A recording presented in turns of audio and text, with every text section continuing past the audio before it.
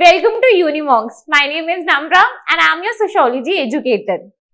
आइए करते हैं माशरे से मोहब्बत। तो हम क्या कर रहे थे? हम कर रहे थे सोशियोलॉजी CUT 2024 की तैयारी। चलिए आज हम क्या करेंगे? आज हम चैप्टर 5 करेंगे और चैप्टर 5 का नाम क्या है? Pattern of social inequality and exclusion. सबसे पहले we'll start with the basic definition of social inequality and social exclusion. So introduction, social inequality and exclusion are facts of life. हम जहाँ पे भी जाते हैं whether India और all around the globe, social inequality and exclusion तो हर जगह ही होता है और ये facts of life बन गया है, ठीक है। As the name suggests, जैसे कि नेम होता है social मतलब society, inequality मतलब being unequal and सोशल मतलब सोसाइटी, इनइक्वालिटी मतलब being unequal and exclusion excluded from the society. समझ में आ गया? सोशल का मतलब सोसाइटी, इनइक्वालिटी का मतलब being unequal and exclusion excluded from the society. People believe that lower class at the lowest level of society because it doesn't work hard to improve their condition. In reality, they are the most hardworking people. We often think of them as being deserved or justified in some sense. Pattern of unequal access to social resources commonly called social inequality. ठीक है, मैं आपको explain करना start करती हूँ। लोगों को क्या लगता है? लोगों को लगता है जो लोग गरीब है, जो लोग लाइफ में सोशल स्ट्रैटिफिकेशन के अपर लेवल पे नहीं जा पा रहे, वो क्यों नहीं जा पा रहे? क्योंकि वो हार्ड वर्किंग नहीं होते।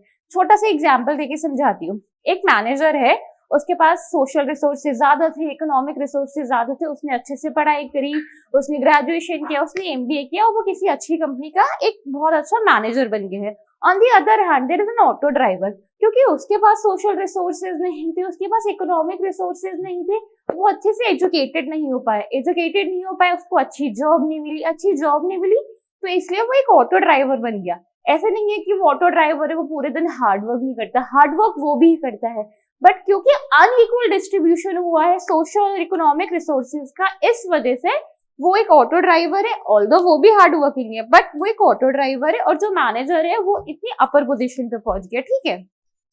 सोशल इनइक्वालिटी है social because social inequality social क्यों होती है? They are not about individual but about groups. जब भी हम सोशियोलॉजी पढ़ते हैं, सोशियोलॉजी क्या होती है? Sociology is the study of an individual, of a man with respect to society, with respect to surrounding. Sociology में हम हमेशा ग्रुप के बारे में बात करते हैं, सोसाइटी की बात करते हैं, तो इसलिए सोशल इनइक्वालिटी सोशल है क्योंकि it is about the group, it is not about an individual, group के बारे में है, ठीक है। Second, they are social in sense that they are not economic, although there is usually a strong link between social and economic inequality. Social inequality social क्यों है?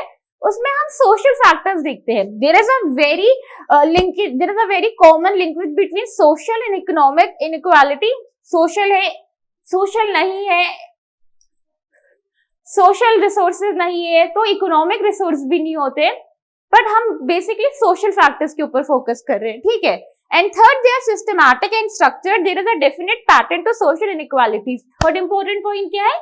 ये systematic and structured होते हैं, ये लोगों के माइंड में इतने बन चुके हैं, ये वे ऑफ लाइफ बन गया है कि भाई वो तो ऑटो ड्राइवर है, उसको तो रिस्पेक्ट ही नहीं देनी है, उसके पास तो इतने पैसे ही नहीं होंगे, ये नहीं होगा, वो नहीं होगा, तो ये सिस्टमैटिक एंड स्ट्रक्चर्ड हो जाते हैं, ठीक है। उसके बाद हम करते हैं 3 types of social inequality. 3 types of social inequality क्या क्या होते हैं? इकोनॉमिक कैपिटल मतलब मटीरियल, जिसके पास मतलब इकोनॉमिक, किसी के पास पैसे नहीं है, मटीरियल नहीं है, वेल्थ नहीं है, तो वो अनइक्वल इनइक्वालिटी फेस करेगा लाइफ में, ठीक है। उसके बाद है दूसरा है कल्चरल कैपिटल में क्या होता है? इसमें एजुकेशन क्वालिफिकेशन भी आ सकती है, जिसके पास जितना पैसा वो उतना ज्यादा एजुकेटेड हो पाएगा, उतनी अच्छी यूनिवर्सिटीज हो पाएगा, इनफैक्ट वो बाहर पढ़ने भी जा पाएगा, ठीक है। तो इस वजह से कल्चरल में education qualification. Third is social capital, form of network of contacts and association. Cultural capital का यहाँ पे मतलब क्या है? जिसके पास, बहुत अच्छा से एग्जांपल देके समझाती हूँ, फिर से वही मैनेजर और वही ऑटो ड्राइवर का एग्जांपल लेती हूँ। वो जो मैनेजर होगा उसके जो कॉन्टैक्ट्स होंगे, उसके जो नेटवर्क्स होंगे, वो अच्छी कंपनियों के मैनेजर से होंगे, CS से होंगे, उसका नेटवर्क वैसा बन जाएगा, इसलिए उसको उस हिसाब से रिस्पेक्ट मिलेगी सोसाइटी में। उसके फॉर एग्जाम्पल वो कहीं फंस गया तो किसी अपने दोस्त को, किसी अच्छे मैनेजर को, दूसरी कंपनी को कॉल करके क्या बोलेगा, भाई मैं फंस गया हूँ, यहाँ से मुझे बचा ले, ठीक है। ऑन दी अदर हैंड जो ऑटो ड्राइवर है उसको उसकी सोशल रिसोर्सेज कम है, उसके इकोनॉमिक रिसोर्सेज कम है, उसके सोशल नेटवर्क्स भी उसी के हिसाब से होंगे। अगर वो किसी पुलिस के पास फंस जाएगा, उसे क्या करना पड़ेगा, उसे पैसे देना पड़ेगा। वो किसी सीईओ को ऐसे कॉल नहीं कर सकते क्योंकि उसके नेटवर्क्स ऐसे हैं, ठीक है। और ये 3 टाइप्स ऑफ सोशल इनइक्वालिटी किसने दी है, बोर्डियो ने दी है, फॉर्म्स ऑफ कैपिटल। ये आपको मॉक पेपर्स में भी मिल जाएगा कि ये पूछ लेंगे कि 3 टाइप्स ऑफ सोशल इनइक्वालिटी किसने दी है, याद रखने बोर्डियो ने दी है, और उसकी बुक का नाम क्या था, फॉर्म्स ऑफ कैपिटल। बिल्कुल नहीं भूलना है, ठीक है, अच्छे से पढ़ाई करनी है। अब हम क्या करेंगे, अब हम सोशल स्ट्रैटिफिकेशन के बारे में पढ़ेंगे। जो सोशियोलॉजिस्ट होते हैं वो सोशल स्ट्रैटिफिकेशन को कैसे देखते हैं। Sociologists use the term of social stratification to refer to a system by which categories of people in a society are ranked in hierarchy. This hierarchy shapes people identity, experiences, their relation with others as well as their access to resources and opportunities. हम society की बात कर रहे हैं, हम sociology की बात कर रहे हैं, तो सोशियोलॉजिस्ट सोशल स्ट्रैटिफिकेशन को कैसे देखते हैं, हायरार्की की तरह देखते हैं, लैडर की तरह देखते हैं, ठीक है। जो सोशल स्ट्रैटिफिकेशन में जितने अपर लेवल पे होगा उसकी रिस्पेक्ट उतनी होती है सोसाइटी में, उसके पास सोशल, इकोनॉमिक, कल्चरल कैपिटल सारे रिसोर्सेज उतने ज्यादा होंगे। तो सोशल स्ट्रैटिफिकेशन में, हायरार्की में, लैडर पे जितना नीचे होगा उसको उस हिसाब से रिस्पेक्ट मिलती है, उसकी उस हिसाब से इकोनॉमिक, सोशल रिसोर्सेज होते हैं। This is very basic. दूसरा है 3 की प्रिंसिपल ऑफ सोशल स्ट्रैटिफिकेशन, इसको अच्छे से पढ़ लेना है। 3 की प्रिंसिपल ऑफ सोशल स्ट्रैटिफिकेशन क्या है, this is a characteristic of society, not simply a function of individual differences. जैसे मैंने बताया, social stratification, inequality, exclusion is not about the individual, किसी एक इंडिविजुअल के बारे में नहीं होती, ग्रुप के बारे में होती है, फर्स्ट थिंग। सेकेंड क्या है, persist over generation, a person's social position is ascribed by birth, example caste system। persist over generation, इसका बेस्ट एग्जाम्पल क्या है, इसका बेस्ट एग्जाम्पल है कास्ट सिस्टम। कास्ट सिस्टम क्या होता है, जो अपर कास्ट में पैदा होते हैं, जो ब्राह्मण फैमिली में पैदा होते हैं, वो जनरेशन टू जनरेशन चलता रहता है, ठीक है, उनको सोसाइटी में उस हिसाब से रिस्पेक्ट मिलती है। ऑन दी अदर हैंड जो लोअर स्ट्रैटिफिकेशन में होता है, जो सो कॉल्ड लोअर कास्ट में पैदा होता है, दलित में, शूद्रास में, वो जनरेशन टू जनरेशन उसी कास्ट में रहेगा, और उसी कास्ट में रहते तो नो मैटर वो अपनी लाइफ में कितना अचीव कर ले, ना एस्क्राइब नहीं, अचीव स्टेटस की बात कर रही हूँ, वो कितना ज्यादा अचीव कर ले, सोसाइटी में उसको उसी नजरिए से देखा जाता है, ठीक है। And third is supported by patterns of believe और आइडियोलॉजीज। थर्ड में हमें सबसे ज्यादा ये इंपॉर्टेंट रखना है, purity and pollution. Third point में प्योरिटी और पॉल्यूशन, और ये हमें किसने दिया था, लुई डुमो ने दिया था। ये भी आप मॉक पेपर में देख लेंगे। Purity, the concept of purity and pollution is given by Louis डुमो। भूलना नहीं है, सब कुछ याद कर लेना है, ठीक है। तो उसने बेसिकली क्या बोला था, उसने बेसिकली ये बोला था, जो सोशल स्ट्रैटिफिकेशन में जो कास्ट सिस्टम पे अपर लेवल पे होता है उसको बहुत प्योर माना जाता है, ठीक है, उसको सोसाइटी में उस हिसाब से रिस्पेक्ट मिलती है। और जो सोशल स्ट्रैटिफिकेशन पे, कास्ट सिस्टम पे लोअर लेवल पे होता है उसको इम्प्योर माना जाता है कंपेरेटिवली। तो इंडिया का कास्ट सिस्टम तो ऐसे ही है भाई, इसमें तो हम प्योरिटी एंड पॉल्यूशन बहुत ही देखते हैं, ठीक है। नेक्स्ट टॉपिक क्या है हमारा, नेक्स्ट टॉपिक है पीपल फेस डिस्क्रिमिनेशन। जो पीपल है वो डिस्क्रिमिनेशन किस किस चीज पे फेस करते हैं, बहुत सारी चीजें हैं, due to their gender, religion, ethnicity, language, caste and disability and much more. पहला है प्रेजुडाइजेस। प्रेजुडाइजेस क्या होता है, ये छोटे छोटे टॉपिक्स है, इसको मैं सिर्फ आपकी अंडरस्टैंडिंग के लिए बता रही हूँ, छोटे छोटे टॉपिक्स जल्दी से कर लेते हैं। Prejudices, preconceive notion, prejudgment, English का वर्ड है। प्रेजुडाइज का मतलब होता है प्री कंसीव नोशन, कोई किसी के बारे में क्यों ना प्री जजमेंट रख लेता है। इसका एग्जाम्पल क्या होता है, इसका एग्जाम्पल ये होता है, एग्जाम्पल देती हूँ। फॉर एग्जाम्पल कोई साउथ इंडियन है, लोग उसका कैसे मजाक बनाते हैं, भाई तू तो साउथ इंडियन है तो तुझे इडली डोसा पसंद होगा। कोई पंजाब से, उसको कैसे बोलते हैं कि भाई तुझे तो भांगड़ा पसंद होगा, बटर चिकन पसंद होगा। तो यही प्रेजुडाइजेस होते हैं, ठीक है, मोस्टली नेगेटिव, जैसे मैंने आपको एग्जाम्पल दिया इन ओपिनियन फॉर्म, चलिए इसे आप रीड कर लीजिएगा, ठीक है। दूसरा क्या है, stereotype. Grounded on prejudices, stereotype and prejudices are more और लेस सेम, एक दूसरे के साथ ही आते हैं, सिनोनिम्स भी कह लो, एक दूसरे के मोर और लेस सेम ही होते हैं, ठीक है। Grounded in prejudices, fixed and inflexible characterization of people. इसके एग्जांपल देख लेते हैं। Rajput are supposed to be courageous, girls are emotional, boys don't cry. Stereotype क्या होता है, आपने बहुत सुना होगा ना, इनफैक्ट ये तो हर कोई यूज करता है, ये तो हम बच्चे भी यूज करते हैं, सब यूज करते हैं। भाई लड़का हो के लड़कियों की तरह रो रहा है, भाई लड़की है जाके घर का काम करना, ये ताने वाने हम देते रहते हैं, सोसाइटी में बहुत कॉमन है। तो ये क्या होता है, ये स्टीरियोटाइप्स होते हैं, ठीक है। तीसरा discrimination.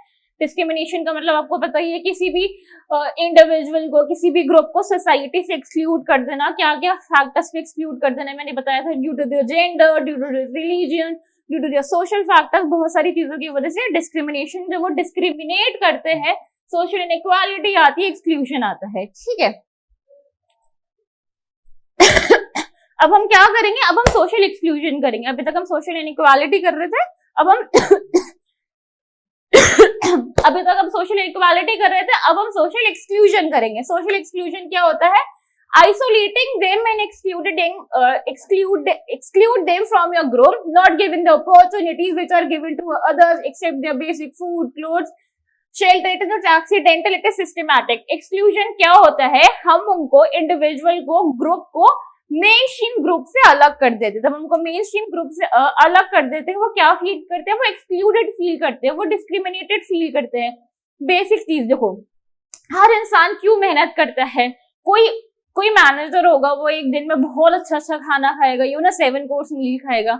On the other hand जो ऑटो ड्राइवर होगा, जिंदा रहने के लिए, सर्वाइवल के लिए पैसे वो भी कमाता है, वो इतना अच्छा खाना नहीं खा पाता होगा, बट बेसिक जिंदा रहने के लिए 2 रोटी दिन की वो भी खा लेता होता है, ठीक है। तो एक्सक्लूजन का मतलब ये नहीं होता कि हमको खाना नहीं दे रहे, पानी नहीं दे रहे। ऑल्दो हम ये भी पढ़ेंगे कि हम on the basis of food and water कैसे एक्सक्लूड करते हैं, स्पेशली इन कास्ट सिस्टम, ठीक है। तो उनको सिर्फ बेसिक राइट दिया जाता, बेसिक राइट मतलब बेसिक खाना पानी मिल रहा है, बट हम on the other hand on so many other factors हम उनको एक्सक्लूड करते हैं, ठीक है। It is accidental, it is not accidental, it is systematic. ऐसे कोई एक्सीडेंटली नहीं बोल देता कि भाई ये तो ऑटो ड्राइवर है। अगर you are sitting in a room with a manager and auto driver, you tell me, मैं ये नहीं कह रही कि आप गलत हो, आप ऐसा करते हो, ये हमारा इंटरनल बिलीव हो जाता है, हम इंटरनल बिलीफ हो जाता है कि भाई मैनेजर को रिस्पेक्ट देना है, ऑटो ड्राइवर को रिस्पेक्ट नहीं देना। तो ये एक्सीडेंटल नहीं होता, सिस्टमैटिक हो जाता है, ये हमारा थॉट प्रोसेस ही बन गया है, ठीक है। After centuries some people who are excluded lean either to ignore और दे प्रोटेस्ट। इसका एग्जाम्पल क्या होता है, दलित प्रोटेस्ट के बारे में पढ़ते हैं। दलित के साथ तो जनरेशन, जब से इंडिया में कास्ट सिस्टम है, इंडिया का caste system is as old as Indian civilization. Indian civilization आई, इंडियन कास्ट सिस्टम आया, ठीक है। तो क्या हुआ, उसमें ब्राह्मण्स को अपर सोशल स्ट्रैटिफिकेशन में रखा, दलित को हमने लोअर स्ट्रैटिफिकेशन में रखा, ठीक है। तो दलित ने क्या किया, तो ऑब्वियसली वो इग्नोर करते। अगर इग्नोर नहीं हो पाता, at some point, at some age वो क्या करते हैं, वो प्रोटेस्ट करना स्टार्ट कर देते हैं, ठीक है। फॉर एग्जाम्पल, दलित ने उनके पास 2 सोल्यूशंस थे। They started making their own association और दे कन्वर्टेड देयर रिलीजन। या तो उन लोगों ने अपने खुद की ऑर्गेनाइजेशन प्रोटेस्ट करना स्टार्ट किया, या फिर उन लोगों ने अपना रिलीजन ही चेंज कर लिया। कौन कौन से रिलीजन में गए, बुद्धिज्म में, इस्लाम में एंड क्रिश्चियनिटी में। बुद्धिज्म, इस्लाम एंड क्रिश्चियनिटी में कास्ट सिस्टम नहीं माना जाता, ऑल्दो जो इंडियन सब कॉन्टिनेंट में इस्लाम है उसमें लोग कास्ट सिस्टम फॉलो करते हैं, बट ओरिजिनली इस्लाम में कास्ट सिस्टम नहीं माना जाता। तो दलित क्या करते हैं, वो अपना रिलीजन ही चेंज कर लेते हैं, ठीक है। First thing, and it's a very bad thing, just और जनरेशन टू जनरेशन आपके साथ इतना डिस्क्रिमिनेशन हुआ, आप अपनी आइडेंटिटी चेंज करने को तैयार हो जाते हो। मतलब it's not an easy thing, it's a very very difficult thing to do, ठीक है। First thing. सेकंड थिंग, दूसरा वो क्या करते हैं, to bring about the change the mindset of the people has to change. हाँ, तो ब्रिंग अबाउट दी चेंज, दूसरा सोल्यूशन क्या है, हम लोगों को, सोसाइटी को ही अपनी थिंकिंग चेंज करनी पड़ेगी। अभी तक तो नहीं हुई है, but we are hopeful, we are students of sociology, we are hopeful to see the changes, to see the good changes in society in the upcoming years. Let's hope. ठीक है, उसके बाद हम क्या पढ़ेंगे, उसके बाद हम पढ़ेंगे caste system as a discriminatory system. भैया कास्ट सिस्टम से ज्यादा डिस्क्रिमिनेटरी सिस्टम हो ही नहीं सकता, स्पेशली इंडियन कंटेक्स्ट में तो कास्ट सिस्टम तो बहुत ही डिस्क्रिमिनेटरी नेचर है, ठीक है। इसका आप कोरिलेशन देखते हैं between social status and economic status. There is a very close relation between class and caste. Class and caste में बहुत ज्यादा what do we call that, बहुत ज्यादा वो सिनोनिम्स एक दूसरे का, कास्ट एंड उसमें बहुत ज्यादा रिलेशन है, क्लोज रिलेशन है। वो रिलेशन क्या है मैं एक्सप्लेन करती हूँ। The members of the upper caste have better life chances and opportunities to use the resources. समझ में आ गया? जो अपर कास्ट के मेंबर्स है, जो ग्रुप है, उनके पास जो रिसोर्सेज यूज करने की सुविधाएं होती है वो बहुत इजीली अवेलेबल होती है। जो ब्राह्मण्स है, जो क्षत्रियस है, BKVSD, ब्राह्मण, क्षत्रियस, वैश्य, शूद्रास एंड दलित, जो अपर कास्ट से आ रहे हैं, specially Brahmins and Vysya, Brahmins and Kshatriyas, उन लोगों के पास जो रिसोर्सेज यूज करने की सुविधाएं है, जो उनके वेज है, बहुत इजीली अवेलेबल है। तो वो अच्छे से एजुकेटेड भी हो जाते हैं, एजुकेशन मिल जाती है, तो उनके इकोनॉमिक रिसोर्सेज, अच्छी जॉब मिल जाती है। तो क्या होता है भैया, क्लास सिस्टम उनका इंक्रीज हो जाता है। ठीक है। ऑन दी अदर हैंड, जो दलित है, जो शूद्रास है, उनके पास सोशल रिसोर्सेज यूज करने की सुविधाएं बहुत लिमिटेड है, रिस्ट्रिक्टेड है, कम है।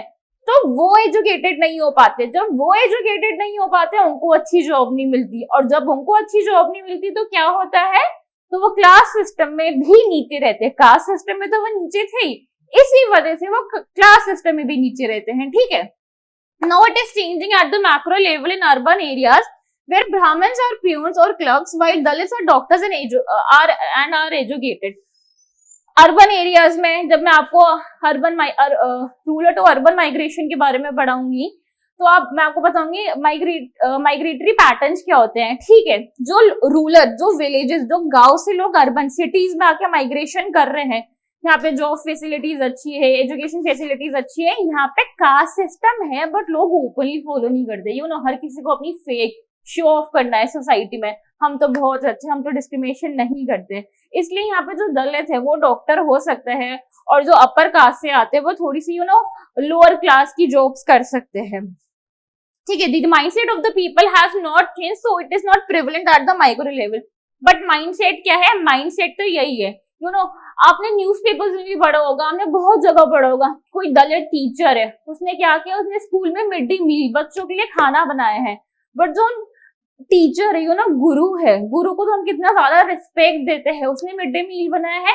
बट जो वहाँ के स्टूडेंट्स है, नॉट दी स्टूडेंट्स स्पेसिफिकली, जो उन स्टूडेंट्स के पेरेंट्स है, वो खाना नहीं खाने देते उन बच्चों को। क्यों नहीं देते? पढ़ाई कर रहे हैं, टीचर है, गुरु है, चलो पढ़ाई कर लो, बट दलित के हाथ का खाना नहीं खाना है। तो मैक्रो लेवल पे बोलने के लिए तो चेंजेस आ रहे हैं। ठीक है, दलित टीचर बन गया है, बट माइक्रो लेवल पे, इंडिविजुअल लेवल पे अभी भी डिस्क्रिमिनेशन उतना ही है। अनटचेबिलिटी के बारे में पढ़ते हैं। क्या क्या कर लिया? सोशल इनइक्वालिटी कर लिया, एक्सक्लूजन कर लिया, प्रेजुडाइजेस कर लिए, स्टीरियोटाइप्स कर लिया, डिस्क्रिमिनेशन कर लिया, सोशल फैक्टर्स पढ़ लिए।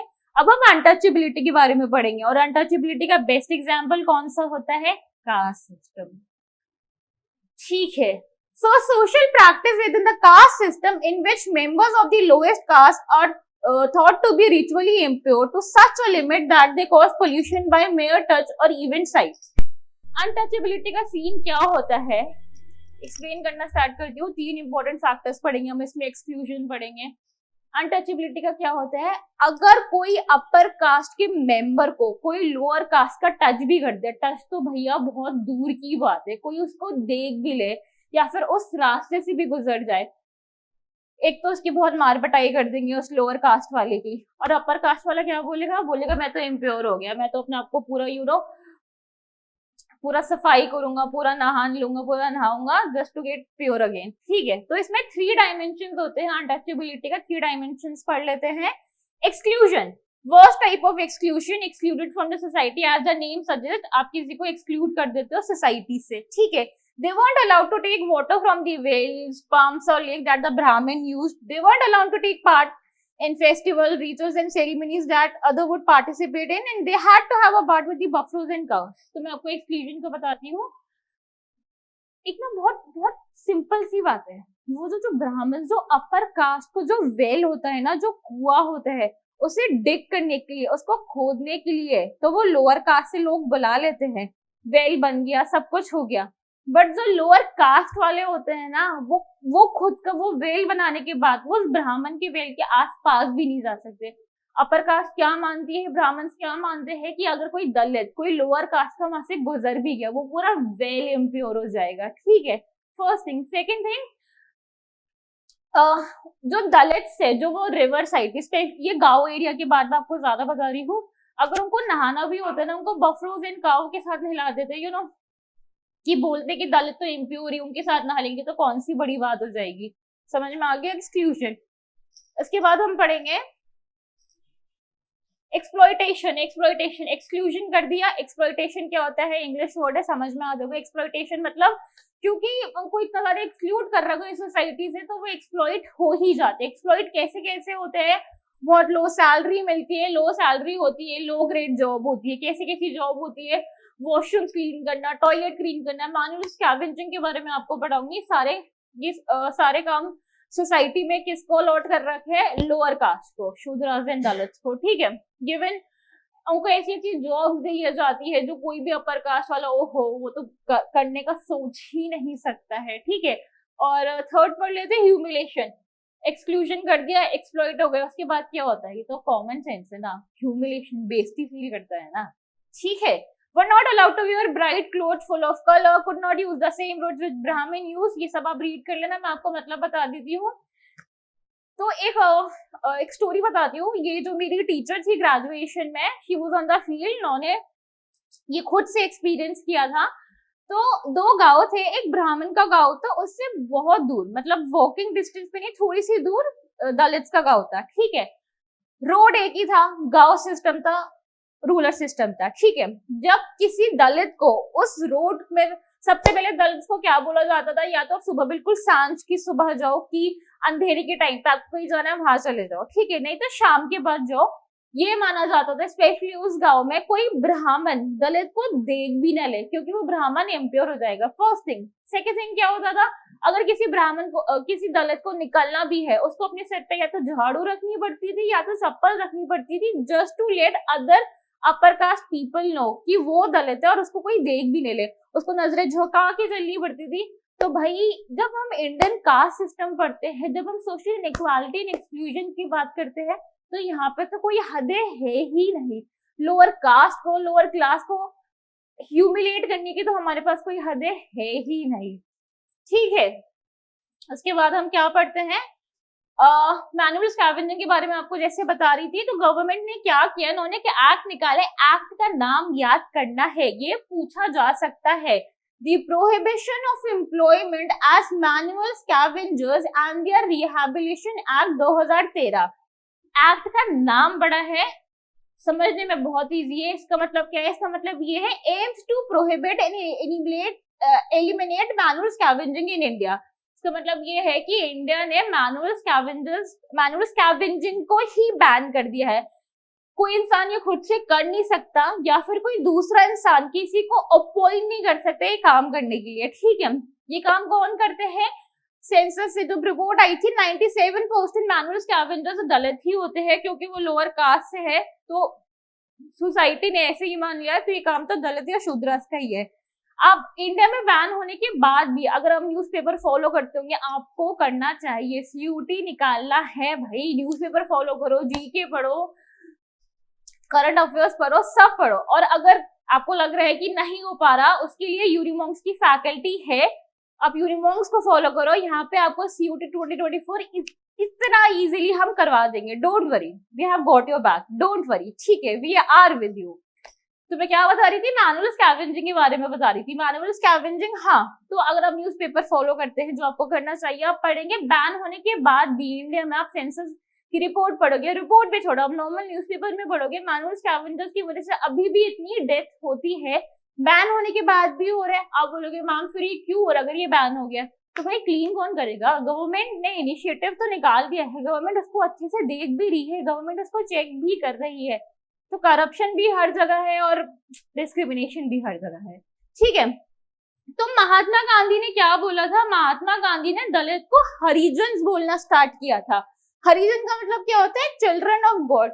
महात्मा गांधी ने just to make their feel loved and included in the society, Mahatma Gandhi ने दलित को हरिजन बोलना स्टार्ट किया। महात्मा गांधी ने बहुत सत्याग्रह मूवमेंट में उनके अपलिफ्टमेंट के लिए काम किया। इनफैक्ट महात्मा गांधी जी ने उनके साथ बहुत सारे ऐसे क्लीनिंग टास्क वगैरह करवाए जो लोअर कास्ट करती है। बट इवेंचुअली दलित्स ने क्या बोला, दलित्स ने बोला कि आप हमें स्पेशल ट्रीटमेंट मत दो, आप हमें इक्वल ट्रीटमेंट दे दो। They were and they ask for the bare minimum. वो कहते हैं स्पेशल ट्रीटमेंट मत दो, इक्वल ट्रीटमेंट दे दो, अनइक्वल ट्रीटमेंट मत दो, बेसिक मिनिमम चाहिए उनको, ठीक है।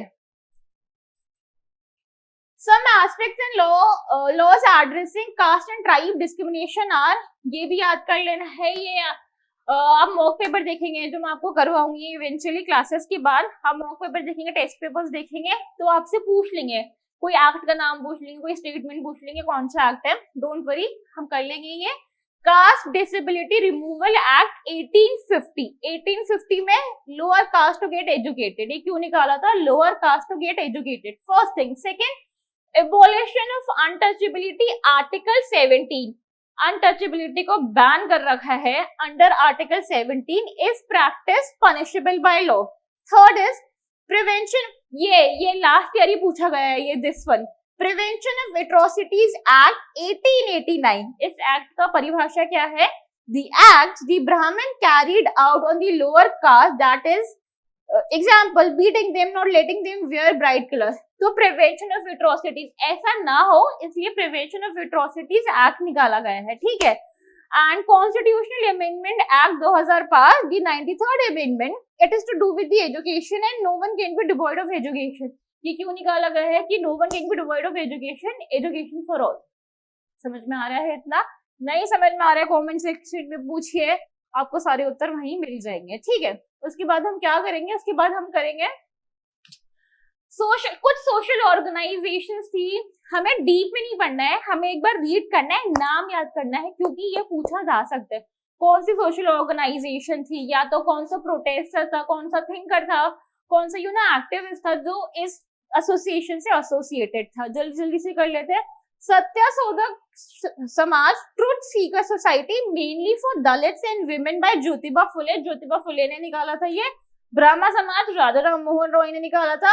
आर्य समाज दयानंद सरस्वती। दलित संघर्ष समिति, बहुजन समाज पार्टी, बीएसपी कंचुयंस, दलित पैंथर मूवमेंट इन 1970। ये क्यों निकाला गया था, ये एसोसिएशन ऑर्गेनाइजेशन क्यों थी, for the upliftment of Dalits and lower cast.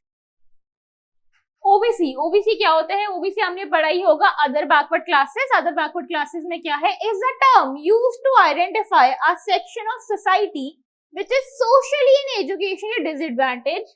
जो सोशल एजुकेशनली डिसएडवांटेजेस होती है उसके लिए हमने टर्म निकाला है इंडियन कॉन्स्टिट्यूशन ने, इंडियन सोसाइटी ने, ओबीसी, अदर बैकवर्ड क्लासेस, ठीक है। Kaka Kalelkar commission and Mandal commission, two most important commissions under OBC. जब हम ओबीसी कर रहे हैं, सीयूटी के लिए तैयारी कर रहे हैं, सोशियोलॉजी पढ़ रहे हैं, ये तो भैया रट लो इन दोनों को, तो ठीक है। काका कलेरकर कमीशन को, इसको फर्स्ट बैकवर्ड क्लास कमीशन भी कहते हैं। ये क्यों हुई थी, aims to investigate the conditions of socially and educationally backward classes. ये क्यों फॉर्म करी गई थी, क्योंकि हमें मतलब एक सोसाइटी को, कॉन्स्टिट्यूशन को कंडीशन ठीक करनी थी उन लोगों की जो सोशली एजुकेशनली बैकवर्ड थे। किसने सेटअप किया था, setup by president order under article 340 of the constitution of India on June 29, 1953। I know थोड़ा सा समझ नहीं हो रहा, इतने सारे वर्ड्स याद करने, कोई नहीं, टाइम है, अच्छे अच्छे से पढ़ो, एक एक लाइन पढ़ो, याद करो, मेक योर ओन नोट्स, यूनिमॉन्क्स में आओ, हम पढ़ा देंगे, बट थोड़ा सा खुद को भी समझना है, ठीक है। किसने सेटअप किया था, प्रेसिडेंशियल ऑर्डर में हुआ था, अंडर कौन सा आर्टिकल था, 340 था, कॉन्स्टिट्यूशन ऑफ इंडिया। कब हुआ था, जैन 29, 1953, ठीक है। चेयरमैनशिप, जैसे कि नाम बोलते हैं, श्री काका कलेरकर की चेयरमैनशिप के अंदर हुआ था, और इसने अपनी फर्स्ट रिपोर्ट कब दी थी, मार्च 38 में 1955 में। इन दोनों डेट्स में कंफ्यूज नहीं होना है, एग्जाम में पूछ लेगा कंफ्यूज करने के लिए कि सेटअप कब हुआ था, डेट कब हुई थी, डेट तो याद करनी ही पड़ेगी, ठीक है। दूसरा क्या है, Mandal commission. Mandal commission is also known as second backward class commission. कब स्टैब्लिश हुई थी, 1979 में हुई थी। अपॉइंट किसने किया था, अंडर मोरारजी देसाई गवर्नमेंट हुआ था, named after BP Mandal as the name suggest, ठीक है। इसका एम क्या था, क्यों सेटअप करा गया था? Task with identifying the socially and educationally backward classes, ACBC। इसका मेन एम क्या था? आइडेंटिफाई करना था सोशली एजुकेशनली बैकवर्ड क्लास में जो हम रिजर्वेशन वगैरह के बारे में पढ़ते हैं, और बहुत सारे क्लासेस हैं स्पेशली कास्ट है इंडियन सोसाइटी में, जो हम सारी रिजर्वेशन वगैरह के बारे में पढ़ते हैं, उसका डेटा कहाँ से आता है? मंडल कमीशन से भी आता है उसका डेटा, ठीक है। Recommending measures to address their under representation, ठीक है, अंडर रिप्रेजेंटेशन बतानी थी लोअर कास्ट की सोसाइटी में, और इसने अपनी फर्स्ट रिपोर्ट कब करी थी? 1980 में इसने अपनी रिपोर्ट सबमिट कर दी थी, बट इसका इम्प्लीमेंटेशन 1990 में होता है। 1990 में क्यों हुआ था? गवर्नमेंट चेंज हो गई थी, चेयरमैनशिप चेंज हो गई थी, सो मेनी थिंग्स। डीप में नहीं जाना है, कंफ्यूज नहीं होना है, बस डेट्स याद कर लेनी है, ठीक है। आदिवासी स्ट्रगल के बारे में पढ़ेंगे। आदिवासी स्ट्रगल क्या होता है? नाम आपको पता ही है, दी जना और tribes of believe to the people of forest. People of forest को क्या कहते हैं? जना, tribes, Adivasi. Major issue of Adivasi struggle after independence were alienation of land resources and cultural identity. Independence के बाद क्या हुआ था? और ड्यूरिंग इंडिपेंडेंस आपने बहुत सारे प्लांट वो पढ़ा होगा ना, इंडिगो प्लांटेशन, बहुत सारे मूवमेंट्स पढ़े होंगे, ठीक है। तो क्या हुआ था बेसिकली, जो ब्रिटिशर्स थे, जो मनी लेंडर्स थे, जो बड़े बड़े ट्रेडर्स थे, उन्होंने क्या किया था? वो फॉरेस्ट में चले गए थे और उन्होंने फॉरेस्ट को एक्सप्लॉइट करना स्टार्ट कर दिया था। टिम्बर प्रोडक्शन के लिए, बहुत सारे एक्सोटिक फ्लोरा एंड फौना के लिए उन्होंने क्या करना स्टार्ट किया था? उन्होंने फॉरेस्ट को एक्सप्लॉइट करना स्टार्ट किया था। जब उन्होंने फॉरेस्ट लैंड को क्लीन करना स्टार्ट किया तो क्या हुआ? आदिवासी को उन्होंने उनका घर छीन लिया, और उनको कंपेंसेशन भी नहीं दी। तो आदिवासी स्ट्रगल तो भाई बहुत टाइम से चलता आ रहा है, और मेन स्ट्रीम में स्पेशली तो हम मेन स्ट्रीम सोसाइटी की बात करते हैं तो हम आदिवासी स्ट्रगल्स को तो बिल्कुल भूल ही जाते हैं। ऐसा नहीं है कि we don't think about it, just we don't talk about it as much as we should do, ठीक है। तो during the latter part of the 19th century the colony rule has reserved forest, जैसे मैं आपको बता रही हूँ, तो क्या हुआ था? जो ब्रिटिशर्स थे उन्होंने फॉरेस्ट को अपने यूज के लिए रखना स्टार्ट कर दिया था। आदिवासी को मतलब वो बिल्कुल ही बेघर कर रहे थे, उनकी सारी लैंड्स उन्होंने हथिया ली थी। टिम्बर प्रोडक्शन चाहिए था उनको, फ्लोरा एंड फौना चाहिए थे वहां की। उसके बाद और उनकी लैंड्स पे हम जितनी भी डैम्स पढ़ते हैं, माइनिंग प्रोजेक्ट्स वगैरह पढ़ते हैं, मैं आपको इसका एग्जाम्पल देती हूँ, ठीक है। रुकिए बताती हूँ मैं आपको भी। सबसे पहले मैं आपको डीकूज के बारे में बता दूं। The word dikus means outsiders. Adivasi outsiders को क्या बोलते हैं? वो डीकूज बोलते हैं उनको। They made the tribal people depend on them, causing them a lot of misery and suffering. They were big money lenders. जैसे मैंने आपको बताया, आउटसाइडर्स को, ब्रिटिशर्स को, मनी लेंडर्स को, ट्रेडर्स को आदिवासी क्या बोलते हैं? डीकूज बोलते हैं। उनकी एक्सप्लॉयटेशन कैसे कैसे होती है? फर्स्ट चीज देखते हैं, हाइड्रो इलेक्ट्रिक प्रोजेक्ट्स, जो डैम्स बनते हैं, like Sardar Sarovar dam on the river of Narmada. Narmada बचाओ आंदोलन के बारे में हमने पढ़ा ही होगा। वहां पे एक डैम बन रहा है, प्रोटेस्ट चलता रहता है, पर डैम भी बनना स्टार्ट हो गया है। वो डैम के लिए फंड कहाँ से आ रहा है? उस डैम के लिए फंड बहुत जगह से आ रहा है, वर्ल्ड बैंक से भी वहां से हम फंड ले रहे हैं, ठीक है।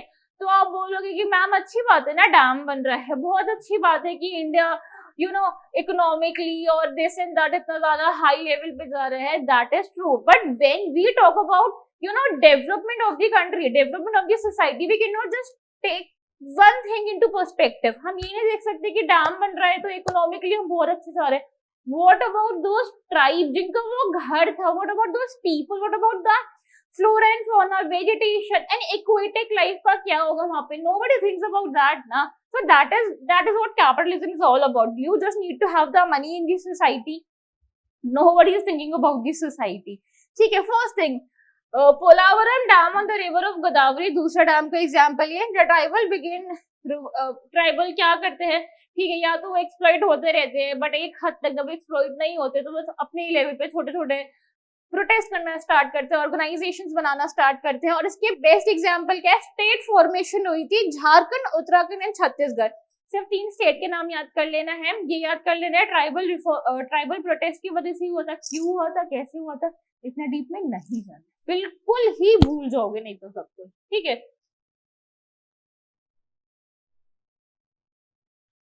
Women structure for equality and rights, ये तो हम सदियों से देखते आ रहे हैं। विमेन को तो बहुत अनइक्वल ट्रीट ही किया जाता है सोसाइटी में, पैट्रियार्कल सोसाइटी हर जगह होता है। Women are considered to be physically and biologically weaker, but they are not socially economically weak. Women को क्या माना जाता है? Women को माना जाता है biologically weak है, but women are trying their level best. बहुत सारे ऑर्गेनाइजेशन है, बहुत सारे गवर्नमेंट इनिशिएटिव एंड एक्ट्स है जो क्या कर रहे हैं कि women को सोशली और इकोनॉमिकली वीक ना फील हो, काम कर रहे हैं इसमें. This is due to the patriarchal society and mindset of the people. Patriarchal society है भैया, women को वीकर सेक्शन माना जाता है. ठीक है. some social reformers 4-5 के बारे में पढ़ लेते हैं जो इम्पोर्टेंट है. ये हम क्यों पढ़ रहे हैं? क्योंकि इन्होंने क्या तो किसी ने बुक लिखी या किसी ने ऑर्गेनाइजेशन की बात करी है. तो अगर ये सीयूटी में आ गया तो ये मत बोलना कि पढ़ा नहीं. मैं पढ़ा रही हूँ, आपको अच्छे से पढ़ना है. ठीक है. राजा राम मोहन रॉय ने क्या किया था? राजा राम मोहन रॉय ने 1829 में सती प्रथा अबॉलिश करी थी under governor general William Bentinck. ठीक है. First thing, later he started Brahmo Samaj. उन्होंने ब्राह्मो समाज भी बनाया है. He is the founder of Brahmo Samaj. Brahmo Samaj क्यों बना था? For the upliftment of the status of women by giving the girl child education. उन्होंने अपलिफ्टमेंट के लिए काम किया विमेन का, गर्ल चाइल्ड, और उन्होंने गर्ल चाइल्ड एजुकेशन पे भी बहुत ज्यादा काम किया है. ठीक है. Wanted child marriage to end and encourage widow remarriage. वो चाहते थे चाइल्ड मैरिज रुक जाए. विडो उस वक्त क्योंकि सती प्रथा भी बहुत थी, वो विडो रीमैरिज में भी बहुत ज्यादा काम किया उन्होंने. ठीक है. दूसरा पढ़ते हैं दयानंद सरस्वती. दयानंद सरस्वती ने क्या स्टार्ट किया है? दयानंद सरस्वती ने आर्य समाज स्टार्ट किया है. क्यों? To educate the girl child को पढ़ाने के लिए. ठीक है. Upliftment of women both socially economically, ये भी किया है इन्होंने. Against the study of western education, wanted women to study the Vedas and learn about house keeping as they would ultimately become home workers. ठीक है. तो थोड़े से वेस्टर्न एजुकेशन के खिलाफ थे. उनको लगता था कि थोड़ा ज्यादा विमेन मॉडर्नाइज हो जाएंगे, ये हो जाएगा, वो हो जाएगा. तो वो चाहते थे कि विमेन वेदास पढ़े, क्योंकि अल्टीमेटली विमेन को तो हाउसकीपर ही बनना है ना. कोई बात नहीं, we won't say anything about that. ठीक है. ज्योतिबा फुले के बारे में पढ़ते हैं. He was a Dalit. वो एक दलित थे. Started association called Satyashodhak Samaj, truth seeking society. इन्होंने क्या स्टार्ट किया था? Is the founder of Satyashodhak Samaj. Focus on the status of Dalit and women. Dalit and women के स्टेटस पे बहुत ज्यादा काम किया है. इन्होंने अपनी वाइफ को भी एडुकेट करवाया. उस टाइम के हिसाब से ये इतना बड़ा टाबू था ना कि आप अपनी वाइफ को पढ़ा रहे. Oh my God, seriously. Due to his encouragement, Savitri Bai become the first female teacher in the country. जो सावित्री बाई थी, हिज वाइफ, वो first female teacher in the country बनी थी. In August 1848 he established the first school for girls in India. मतलब पुणे में उन्होंने start किया था. ठीक है. First school for girls. Sir Syed Ahmad Khan ने भी बोला था. सर सैयद अहमद खान क्या चाहते थे? वो चाहते थे कि जो मुस्लिम विमेन है वो एडुकेट हो, क्योंकि इस्लाम में पर्दा सिस्टम वगैरह होते हैं. तो वो चाहते थे कि उन्होंने स्पेसिफिकली मुस्लिम विमेन की एजुकेशन के लिए काम किया है. ठीक है.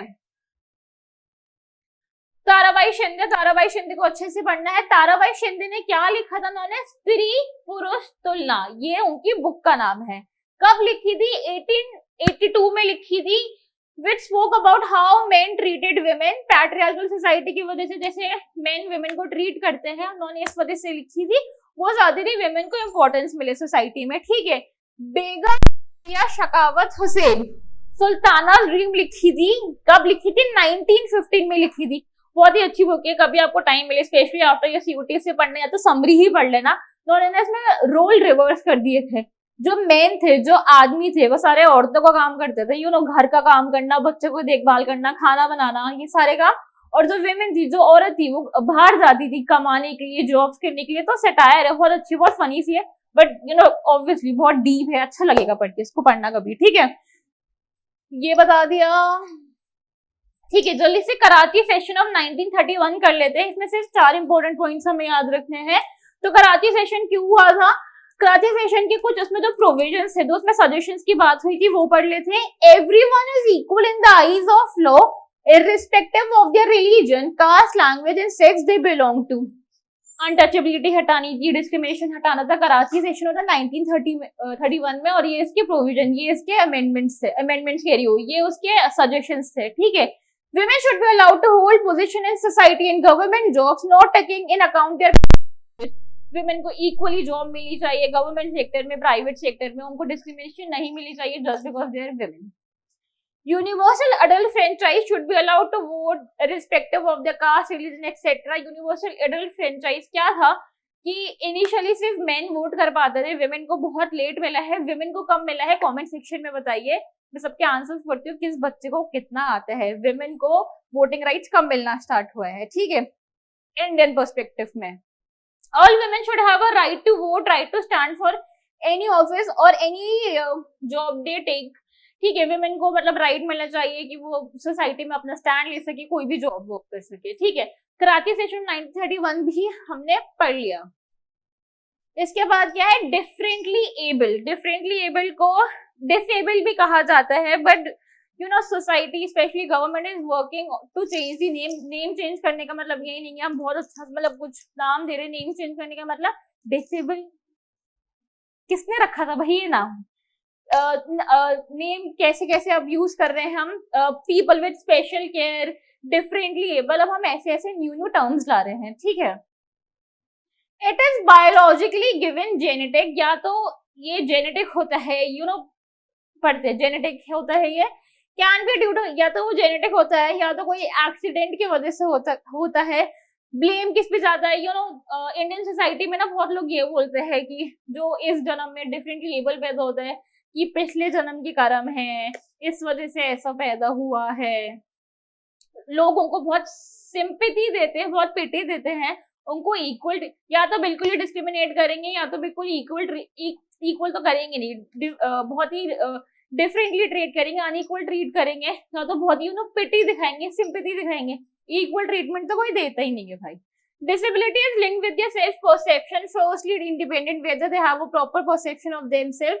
इसको रीड कर लेना, मैंने आपको बता दिया है कि यही है कि जो डिफरेंटली एबल होते हैं वो लाइफ में कितना भी अच्छा करना चाहे, जितना भी एजुकेट होना जाए, जितना भी सोशल इकोनॉमिक रिसोर्सेज पाना जाए, सोसाइटी उसको ऐसा फील ही नहीं होने देती कि दे आर इक्वल। सोसाइटी या तो उसको बहुत ही ज्यादा गंदा फील करवाती है। That's how society works. Society is flawed, but we will try our best to make society a better living place for the future generations. ठीक है। Differently able and poverty, differently able and poverty, जो बहुत differently able होते हैं वो poverty stricken, वो poverty में इतना ज्यादा क्यों हो जाते हैं? They do not have the life chances, opportunities that the others have। जो जितना इजीली मेरे लिए स्कूल जाना था, ग्रेजुएशन करना था, मास्टर्स करना था और फर्दर स्टडीज करना था, क्योंकि you know I have legs, I'm okay, I'm not saying I'm okay, I just can easily go to my institutions, ठीक है।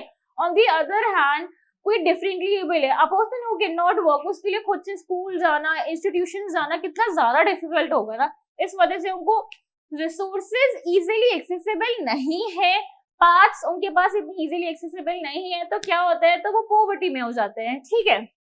They are not educated, can not get job, then this lead to poverty. Education नहीं मिल पा रही है, school इतना easily accessible नहीं है, जॉब्स नहीं मिल पाती, जॉब नहीं मिल पाती तो poverty. If they not accepted by the family it leads to begging. बहुत बार क्या होता है, जो फैमिली होती है वो खुद पुअर होती है, वो नहीं ख्याल रख पाती, उनको क्या लगता है कि कर्म फूट गए, ऐसा बच्चा पैदा हो गया, क्या करेंगे, देखभाल कैसे रखेंगे। हम फैमिलीज को भी ऐसा यू नो ब्लेम नहीं कर सकते, सोसाइटी ही ऐसी है कि वो खुद गरीब होती है, वो बोलते हैं कि इसको स्पेशल ट्रीटमेंट देना पड़ेगा, इसकी दवाई का खर्चा, इसका खर्चा, उसका खर्चा, वो छोड़ देते, वो अबैंडन कर देते, इट लीड्स टू बेगिंग। क्या करेंगे, जिंदा रहने के लिए वो बेग करना स्टार्ट कर देते हैं वो बच्चे, ठीक है। Due to poor condition and sanitary condition in proper health education, mother has too many children, no polio drops. ये बहुत सारे फैक्टर्स है, किस वजह से होता है, या तो एजुकेटेड नहीं है, फैमिली नहीं है, पोलियो ड्रॉप्स नहीं है, बहुत मेडिकल फैसिलिटीज अवेलेबल में, बहुत सारे फैक्टर्स होते हैं। अगर किसी का एक्सीडेंट भी हो गया, उसके पास पैसे नहीं है, वो किसी अच्छे हॉस्पिटल में नहीं जा सकता, अच्छे हॉस्पिटल में नहीं जा सकता, मेडिकल फैसिलिटीज नहीं मिलेगी, इस वजह से उसका यू नो उस वजह से वो डिफरेंटली एबल हो जाएगा। अकॉर्डिंग टू द 2001 का census 2.19 crore people in India are physically challenged, निकला था 2011 में। According to that, 2.19 crore people in India are physically challenged. The differently able began protesting and forming association and laws by the government. जितना हम पढ़ते आ रहे हैं, लोग एक हद तक ही सहते हैं, जब नहीं सहते अपने खुद के राइट्स के लिए वो प्रोटेस्ट करना स्टार्ट कर देते हैं, क्योंकि गवर्नमेंट उनकी सुनता नहीं है, ठीक है। Nowadays in the mall and airport there are bathroom for them, provision are being made in school. तो इतना सारा प्रोटेस्ट के बाद क्या हुआ, इतना ज्यादा प्रोटेस्ट के बाद ये हुआ है कि स्कूल्स में, मॉल्स में, एयरपोर्ट्स में उनके लिए ना एक रैम्प टाइप बना दिया है, the people who can not walk और the person who is not able to see, उसके लिए आपने देखा होगा, मेट्रोस पे भी देखा होगा ना, येलो येलो लाइंस होती है, वो थोड़ी सी अब ऐसे स्ट्रक्चर्ड लाइंस होती है, that is for people who can not see. वैसे चलते चलते उनकी स्टिक की हेल्प से चलते चलते जाते हैं। ठीक है, चेंजेस आ रहे हैं, गवर्नमेंट काम कर रही है, बट उस लेवल का काम नहीं कर रही जिस लेवल का करना चाहिए। ठीक है, the awareness is increasing but it is still a very long way to go. The government of India formulated a national policy for person with, ये याद कर लेना है, the government of India formulated the national policy for person with disabilities in Feb 2006 में government ने act निकाला था, एक पॉलिसी निकाली थी for people with disability, with people with special needs, ठीक है, which deals with the physical education, economic rehabilitation of person with disabilities. The national policy recognizes the person with disabilities are valuable human resources for the country and seeks to create an environment that provides them, इसको read कर लेना, यही है कि इनको equal environment देना है, equally treat करना है, सोसाइटी के बहुत इंपॉर्टेंट ग्रुप है, सोसाइटी के इंपॉर्टेंट मेंबर्स है, तो गवर्नमेंट उनको ऐसे ही फील करवाना चाहती है। ठीक है, some of the aspects which the policy focuses on are, policy किस किस पे फोकस करती है, prevention of disabilities, rehabilitation measures, women with disabilities, children with disabilities, सिर्फ ये याद कर लेना, डिटेल में नहीं जाना है, कंफ्यूज नहीं होना है, CUT के लिए सिर्फ आपको यही याद कर लेना है। ठीक है, thanks for watching, I hope आपको इतना समझ में आया होगा। कोई भी डाउट हो तो कमेंट सेक्शन में पूछिए और बाकी क्लासेस की लिंक्स आपको अवेलेबल है। For more such content subscribe to यूनिमॉक्स।